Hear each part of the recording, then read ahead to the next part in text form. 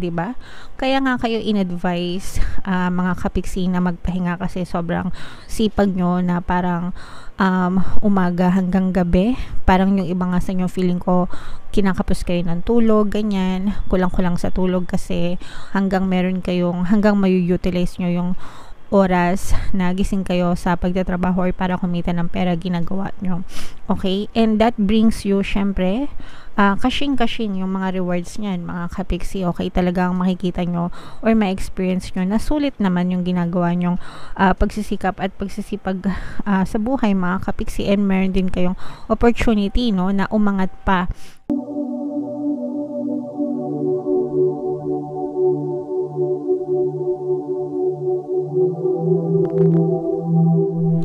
Hello guys, hello Aquarius, welcome back to Pinoy Pixie Tarot. Ito ang ating mid-September kapalaran para ngayong September 16 to 30 para sa Aquarius guys, Sun, Moon, Rising Sign, and Venus. General reading lang mga kapiksi. Pwede mag-resonate, pwedeng hindi. Comment down below guys if naka-resonate kayo sa mga messages para sa inyo, no? So, tingnan natin yung mga mensahe sa inyo guys gamit etong deck na to. Tingnan natin kung anong naisabihin sa inyo ng inyong mga anghel gabay, mga kapiksi. Alright? So, for some of you guys, no, maaaring meron magparamdam sa inyo from your past, mga kapiksi. So, pwedeng past lover ito or pwedeng past na hindi past, sorry. Mga kababata, ganyan. Alright, na maaaring magparamdam sa inyo, mga kapiksi. So, maaaring reconnect ito sa iyo through social media. Maaari kayong magkumustahan, ganyan. Maaari kayong mag-keep in touch, mga kapiksi. Itong person na to, no, malaki yung kanyang kaugnayan sa iyong mga childhood memories, no? Kumbaga parang matibay yung bonding nyo siguro, or marami kayong memories together ng mga bata pa kayo nitong person na to, and parang you are reliving those moments kapag nakita ulit kayo or nagkausap ulit kayo nitong person na to. For some of you naman guys, no, parang this is also a message. There's an inner child within us, no? Nandun yung, kumbaga, bawat isa sa atin meron tayong energy ng pagkabata natin. Okay? So, kung magaganda yung mga childhood memories nyo, try nyong i-relieve yung mga moments na yon, mga kapiksi, and you will learn a lot from those. Syempre, kung mga negative guys, no, you have to forget those and create a new story in your mind, mga kapiksi, na magbe-benefit kayo. Alright? And for some of you guys, no, we have this message na you can be, do, and have anything that you want in your life, and you can create the reality that you want in your life, mga kapiksi. Palagi ko yung sinasabi sa inyo. Hindi porket mahirap kayo right now or may problema kayo right now is habang buhay na kayong may hirap or habang buhay na kayong may problema. You can live a different reality if you want to, pero manggagaling yan sa sarili nyo, sa inyong isipan mismo, mga kapiksi. So, if you're willing to change the pattern of your thoughts and create a new story in your head na nagsusupport sa iyong desire, eventually, mga kapiksi, makikita mo yan sa iyong 3D or sa iyong physical reality. So, lahat ng pagbabago ay posible as long as handa ka na baguhin ang pattern of thoughts mo and create the story na nagsusupport ng desire mo, kapiksi. Alright? So, syempre, kailangan mas mag-focus tayo dun sa mga positive kesa sa negative, kasi wala naman sigurong tao na gusto ng negative na pamumuhay, diba? Lahat tayo gusto ay positibo yung pamumuhay. So, kailangan mo lang maging consistent and mag-persist dun sa new story na gusto mo until it shows up in your physical reality. Okay? And then for some of you guys, no, pwede kang mag-withdraw temporarily sa mga problema na kinakasangkutan mo sa mga sitwasyon, di ba? Kumbaga parang temporary withdrawal, magpahinga ka muna, lalo na for example, sobrang sipag mo sa mga obligasyon mo and sa mga responsibilities mo sa buhay, di ba? Trabaho, kayod mula umaga hanggang gabi. Sometimes hindi lang isang trabaho, dalawa, ganyan. may mga part-time pa or may mga sideline pa, side hustles para lang, alam nyo yun, kumita or mag-improve yung pamumuhay, and that's fine, that's totally fine mga kapiksi. Pero dumadating ka din sa point na na-exhaust ka, super tired, super pagod, 'di ba?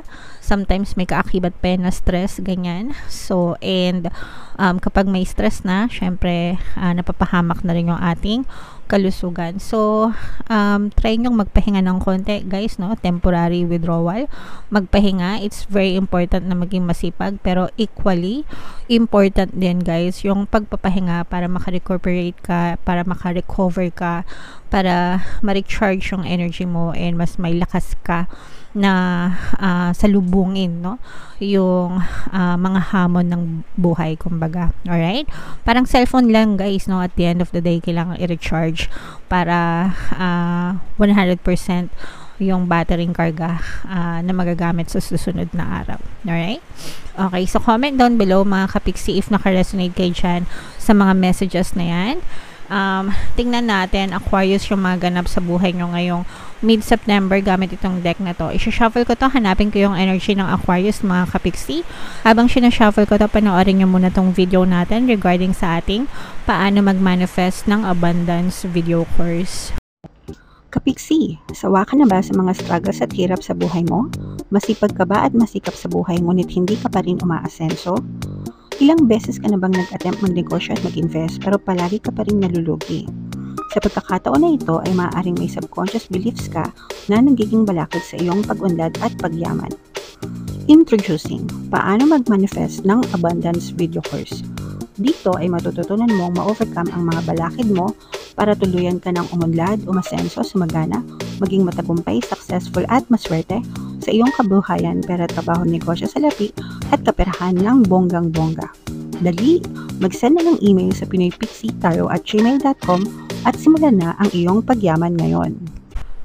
Alright, so mag-avail ka na ng course, kapiksi. Sobrang ganda talaga niyan and marami kayong matututunan kapag nag-avail kayo. Meron tayong free one free pampaswerte subliminal until September 31, guys. And meron din tayong email coaching, manifest your desires using the law of attraction. If meron kayong specific na gusto nyong i-manifest, pwedeng love and relationship, pwedeng money or career, mga kapiksi, pwede kayong magpabook ng email coaching session with me. Mag-send lang kayo ng email sa pinoypixitaro@gmail.com. So, Aquarius, kayo ay na-represent ng King of Swords sa ating spread, mga kapiksi. By the way, baka marinig yung ulan, no? Kasi medyo umuulan-ulan ng konti. This is a very positive energy except for these two energies, mga kapiksi. Now, for some of you, maaring medyo meron kang konting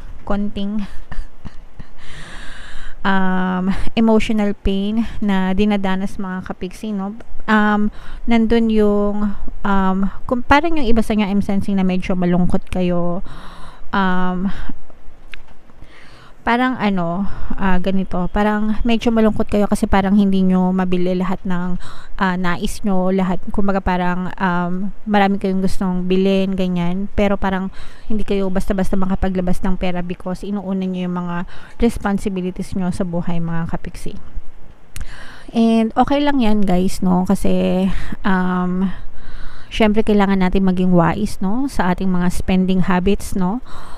Kumbaga parang paminsan-minsan, syempre kung medyo nakakaluwag-luwag ng konti, okay lang na i-treat natin yung sarili natin because deserve natin yun, no, dahil sa pagiging masipag and masikap natin sa buhay. But at the same time, kailangan alalay lang din yung spending, sabi ko nga, yung spending habits natin, yung paggastos natin, kailangan pasok lang dun sa budget na or dun sa amount of money na pumapasok sa atin on a daily or monthly basis, mga kapiksi, kasi kailangan natin i-prioritize yung ating mga necessary expenses versus dun sa ating mga wants, guys. Okay? Nakikita natin, guys, huwag kayong mag-alala kasi nakikita natin na namamanifest nyo. Actually, kayo, you are in a peaceful place right now. Hindi kayo alikaga, hindi kayo nababahala, ganyan. Payapa at kalmado yung energy nyo because masipag kayo, no? Masipag kayo. And nagsisikap kayo sa buhay nyo, hindi nga kayo tumitigil. Kaya nga lumabas dito yung energy na magpahinga, di ba? Kaya nga kayo in-advise mga kapiksi na magpahinga kasi sobrang sipag nyo na parang umaga hanggang gabi. Parang yung iba nga sa inyo, feeling ko kinakapos kayo ng tulog, ganyan. Kulang-kulang sa tulog kasi hanggang mayu-utilize nyo yung oras na gising kayo sa pagtatrabaho or para kumita ng pera, ginagawa nyo. Okay? And that brings you, syempre, kashing-kashing yung mga rewards niyan, mga kapiksi. Okay, talagang makikita nyo or ma-experience nyo na sulit naman yung ginagawa nyong pagsisikap at pagsisipag sa buhay, mga kapiksi. And meron din kayong opportunity, no, na umangat pa o tumaas, umangat, ganyan, umasenso pa yung inyong pamumuhay. Yun nga lang yung iba sa inyo, parang there are a lot of sacrifices na kailangan nyong gawin, no? Mga effort, sacrifices, kagaya ng tulog, ganyan. And sometimes parang tinitipid nyo yung sarili nyo because you want to save, ganyan. Gusto nyong paghandaan yung kinabukasan nyo. And again guys, sabi ko nga, okay lang yon, and sometimes okay lang din na gumastos, diba? Parang naman maramdaman nyo na yung mga rewards na deserve nyo, mga kapiksi. Okay? Pero asahan mo na maganda, patuloy na magiging maganda pa rin yung daloy ng ayan, no, yung daloy ng blessings sa buhay mo, mga kapiksi. You will be blessed. Sometimes guys, yung blessings hindi lang yan in a form of money, no? Hindi lang yan pera-pera, yung mga blessings. Yung tipong bigyan ka ng pagkain ng kapitbahay mo, it's already a blessing, di ba? Comment down below if uso pa ba yun sa inyo. Uso pa ba yun nowadays? Kasi dito sa amin, uso pa yan yung may nagbibigay ng pagkain mula sa kapitbahay, no? So, hindi ko alam sa inyo kung uso pa yan sa inyong neighborhood, kung meron pa bang ganyang klaseng nakasanayan, but it's a form of blessing din, mga kapiksi. And yung relationship mo with other people, ganyan, yung tipong naabutan ka ng konting tulong ng ibang tao, di ba? Blessing yun na maituturing, guys. So you will be blessed. Ayan, no, you will be blessed, mga kapiksi. Even if yung mga maliliit na halaga or maliliit na tulong na natatanggap mo sa ibang tao, ganyan, those are considered blessings. And kapag yun ay nag-ipon-ipon, dapat i-appreciate mo siya. Kasi pag nag-ipon-ipon yan, malaking tulong yan para sa inyo, mga kapiksi. And the more na ina-appreciate nyo yung mga blessings na dumadating sa inyo, guys, the more na papakitaan kayo ni universe ng mas marami pang blessings to come. Okay? Yung iba sa inyo, guys, nag-iisip kayo, no? Nag-iisip na mag-explore. Yung iba sa inyo, parang feeling ko pinag-iisipan yung lumabas ng inyong comfort zone para mag-try ng mga bagong ideas, mga bagong bagay, mga bagong adventure na pwede nyo pang gawin para makakontribute sa inyong kabuhayan. And sobrang okay yan, mga kapiksi, kasi hindi nyo naman talaga, unang-una, hindi nyo malalaman yung resulta kapag hindi nyo sinubukan. Okay? So, try until you succeed, diba? Kaya nga tayo merong ganong kasabihan. Pangalawa, kung ikaw ay nasa comfort zone mo, hindi magbabago yung takbo ng buhay mo kung yun at yun din yung ginagawa mo. Kung gusto mo magkaroon ng bagong resulta, kailangan baguhin mo yung formula. So, 1 plus 1 equals 2 palagi. Kung gusto mo maging 3 or maging 4 ang resulta sa'yo, kailangan baguhin mo yung formula mo. So, ibig sabihin, kailangan may gawin kang iba, may gawin kang bago. And if it means getting out of your comfort zone, pwede mong itry para mag-experiment ka, para makita mo kung magkakaroon ng dagdag contribution sa inyong kabuhayan. So, don't be afraid to take risks, mga kapiksi, no? Wag kayong susuko hanggang hindi nyo pa nasusubukan. Ang importante is, hindi nyo naman kailangan, sabi nga, diba, you don't have to take the whole staircase. You just have to take one step at a time. Hindi mo naman kailangang sunggaban agad ng bonggam-bongga. Little by little, one step at a time. Subukan mo muna, test the waters. Kumbaga, kapag ka nag-work, edi ituloy mo. Kapag hindi, retreat. hanap ng iba. Okay? Ganun lang kasimple mga kapiksi. Alright? So, comment down below, Aquarius, if naka-resonate kayo sa mga messages para sa inyo. I-claim nyo tong mga blessings na to, guys, kasi may mga blessings na dadating sa inyo. So, i-declare nyo na sa inyo itong mga blessings na to, mind blessings, mind pagpapala. Comment nyo sa baba para talagang ma-experience nyo itong mga more blessings pa sa inyong buhay. Okay? So, ito yung ating love tarot, guys. Kung hindi nyo pa napapanood, panoorin nyo na. And ito naman yung ating success stories ng paano mag-manifest ng abundance video course. Thank you for liking, sharing, and subscribing mga kapiksi, and see you again next time. I love you all, guys. Have a nice day. Bye-bye.